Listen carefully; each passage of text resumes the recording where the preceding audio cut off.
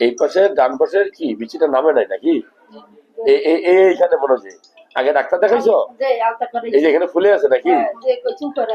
উপরে আছে। ব্যথা করে বাবা? ব্যথা করবে না। এটা আসলে মূলত যারা ভিডিওটা দেখছেন, এটা হলো আমরা অনেক সময় বলি আনডিসেন্ট, মানে নরমালি আমাদের পেটে কিডনির পাশে কিন্তু টেস্টিস বা অন্ডকোষ থাকে।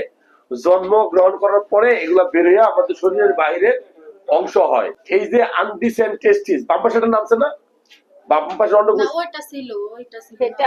হ্যাঁ, ডান পাশেটা নাই তো।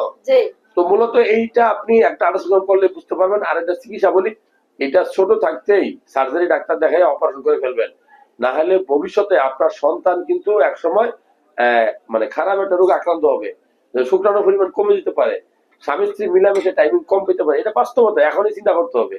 সো এই যেরকম আনডিসেন্ট টেস্টিস থাকলে অপারেশন করলে ভালো হয়। আপনারা এরকম যদি দেখেন, একটা শিশু সন্তান জন্মগ্রহণ করার পরে ছেলে সন্তান, ওই নিচে হাত দিয়ে দেখতে হয় তার অন্ডকোষ বা বিচিগুলো আছে কিনা। এই এইটা কিন্তু দেখতে হয়, এই কারণে দেখতে হয়। যদি এরকম কিছু না থাকে, সার্জারি ডাক্তার দেখাইয়া আল্ট্রাসাউন্ড করে সিদ্ধান্ত নিবেন, এটা অপারেশনে ভালো হয়। ভালো লাগলে এই ভিডিওটা শেয়ার করবেন, অনেকেরই উপকার হবে।